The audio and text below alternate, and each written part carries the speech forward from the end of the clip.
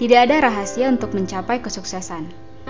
Sukses itu dapat terjadi karena persiapan, kerja keras, dan mau belajar dari kegagalan.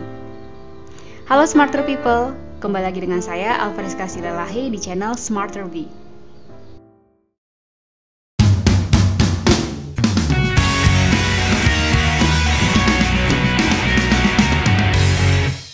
Sekarang saya misalkan kalau ini ada orang, ini ada lokasi tempat duduk, oke? Ada kursi saya misalkan, sudah saya bagi-bagi ya. Ini kursi A, ini kursi B, ini kursi C, ini kursi D. Ini ada orang saya beri warna merah saja. Nah ini orang ini saya inginkan pindah ke lokasi kursi D. Oke, saya ingin dia pindah ke lokasi D. Tapi sangat sulit sekali. Jadi saya berikan suatu order, saya berikan dia suatu permintaan. Saya beri kamu uang 100.000. Misalnya, tolong kamu pindah dari A ke D.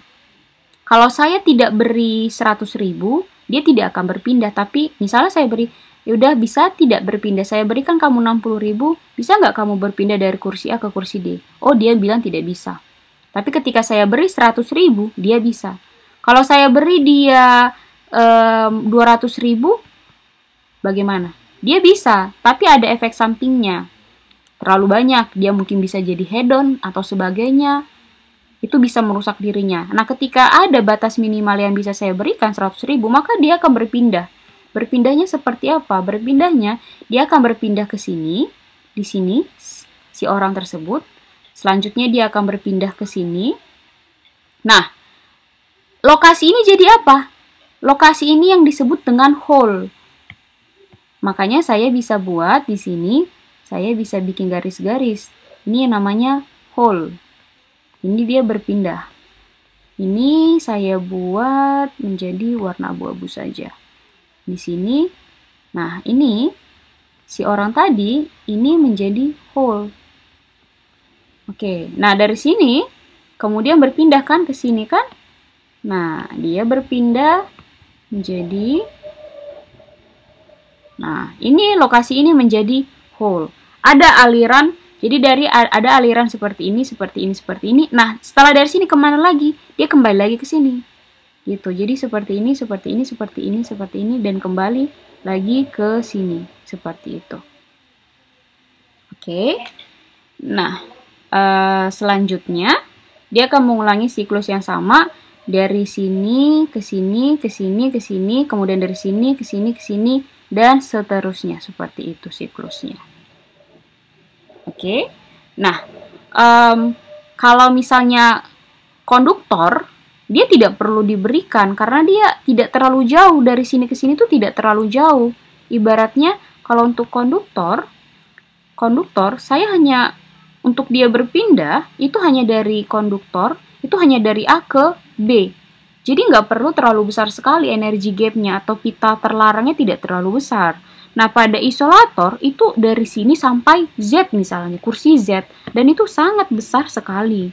Makanya sangat sulit sekali untuk menghasilkan aliran elektron pada sebuah material isolator. Sedangkan pada semi itu hanya A sampai D misalnya.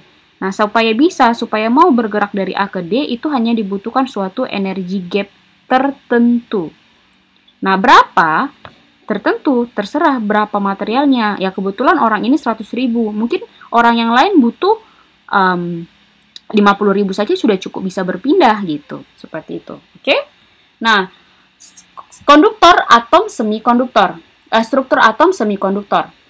Semikonduktor intrinsik adalah semikonduktor murni yang tidak diberi doping atau campuran atom lain. Jadi kalau misal intrinsik tidak diberi campuran. Doping itu merupakan campuran atom atau pengotor. Tolong dinotis. Nah, ada beberapa contoh dari silikon. Yang pertama germanium. Ada beberapa contoh dari semikonduktor. Yang pertama germanium, silikon, dan sama-sama mempunyai 4 pita valensi. Lintasan valensi memerlukan 4 elektron agar atom dapat stabil. Nah, perhatikan ya, dia kan sudah punya 4 elektron valensi, 4 elektron di pita valensi terluar. Tapi supaya bisa stabil dia butuh 8. Berarti dia butuh doping atau ikatan luar lagi tuh sebesar berapa? Sebesar, ini ya misalnya satu silikon. Ini inti misalnya, ini inti. Oke, inti 2, 3, oke 4. Di sini dia sudah ada 4. Oke. Nah, supaya stabil, dia butuh 8. Harus 8. Maka dia butuh, sehingga dia butuh 4 elektron lagi. Elektron more saya bikin. 4 elektron lagi.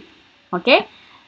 Ikatan antar atom diperkuat dengan membagi atau sharing elektron terluar, atau saling sharing itu disebut dengan ikatan kovalen. Nah, ini contohnya.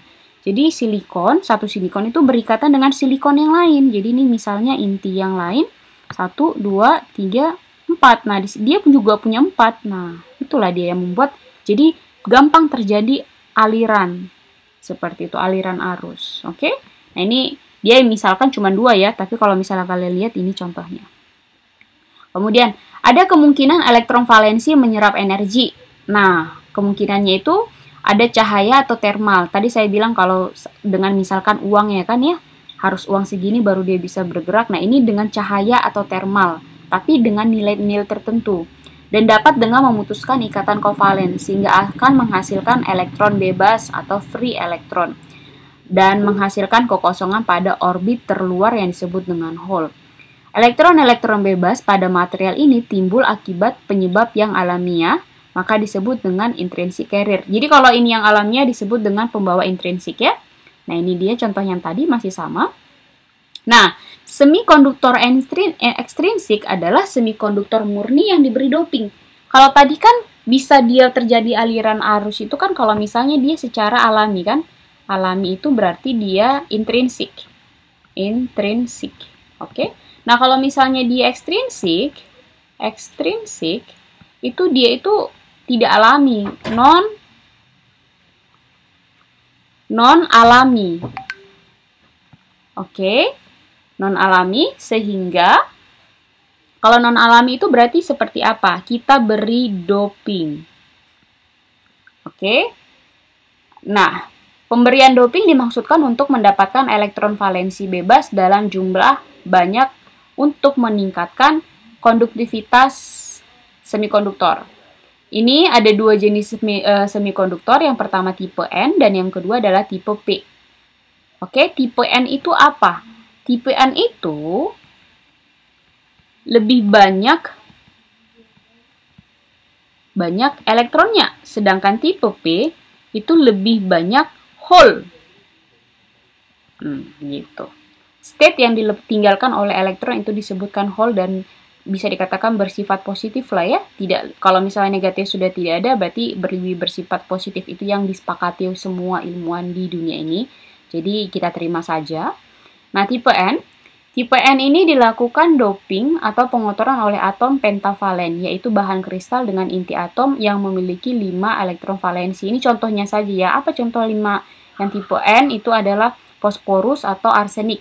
Karena dia ada 5. Biasanya kan 4 ya, ini 5. Oke, jadi dia ada pengotor yang disebut donor. Karena dia kelebihan 1, maka dia donor. Nah, pembawa muatannya disebut elektron. Tadi kan 5 kan? Kalau 5 dari 4, kalau misalnya normal itu ada 4, berarti dia ada 1. Nah, 1 ini disebut dengan pengotor. Oke, pengotor dan itu elektron, merupakan elektron. Oke, nah selanjutnya, ini contohnya arsen, jadi ada 5. Oke, dia butuh, ini gambarnya masih seperti yang tadi. Nah, jumlah elektron jauh lebih banyak daripada hole, maka elektron dapat dinyatakan sebagai muatan mayoritas dan hole sebagai muatan minoritas. Oke, karena lebih banyak elektronnya. Nah, tadi kan tipe N.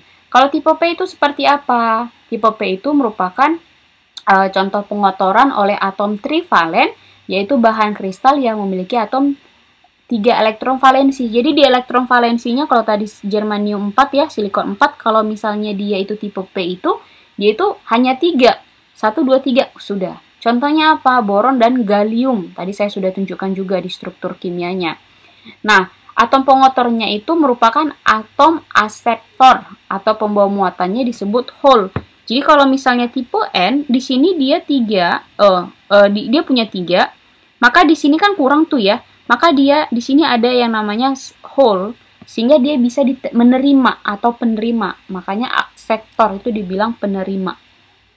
Oke, di sini saya sebutkan akseptor atau penerima. Nah, ini contohnya yang tadi ini cuma ada 3. Nah, jumlah hole jauh lebih banyak daripada elektron, maka hole dinamakan pembawa muatan mayoritas. Oke. Dan elektron sebagai pembuatan minoritas. Jangan bilang bahwa, Bu, kan cuma satu aja. Kalau banyak sekali, material itu kan bukan cuma satu atom. Kalau misalnya saya punya satu lempeng material yang tipis terbuat dari gallium, ya kan pasti kan terdiri banyak atom. Nah, atomnya itu tadi apa? Saya misalkan tadi itu gallium yang tipe N, berarti kan ada banyak tuh hole di material ini, seperti itu. Jadi supaya saya mau buat ada aliran arus, yang pertama apa? Kalau secara alamiah, ya dengan berikan thermal atau energi tambahan sehingga elektron tersebut bisa berpindah seperti itu. Tapi kalau misalnya tidak bisa, bagaimana dengan cara yang kedua? Dengan cara saya berikan pengotor. Ada material lain, jenis yang lain saya buat ke sini supaya elektron itu atau hole tersebut bisa bergerak. Seperti itu. Nah, pembawa muatan mayoritas dan minoritas.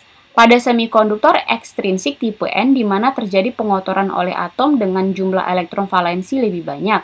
Atom donor tersebut akan menyumbangkan sebuah elektron valensi sehingga atom tersebut menjadi atom positif, atom yang kekurangan elektron. Nah, jumlah elektron lebih banyak sedangkan hole tidak berubah secara signifikan. Jumlah elektron yang lebih banyak ini dikatakan sebagai pembawa muatan mayoritas sedangkan hole sebagai pembawa muatan minoritas. Nah, ini adalah contohnya bagaimana alirannya ya. Ini ion donor.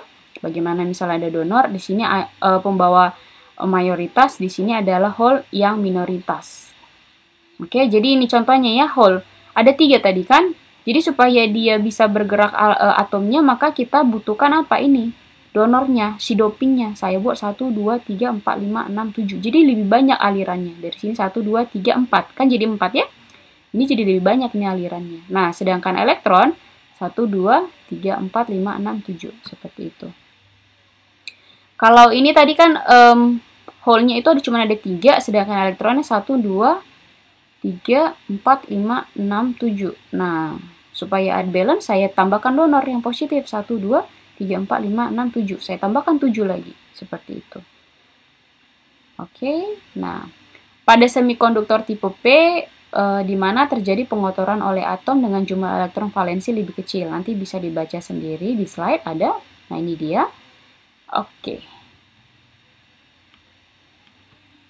Terima kasih. Sampai di sini materi perkuliahan kita. Sampai ketemu lagi.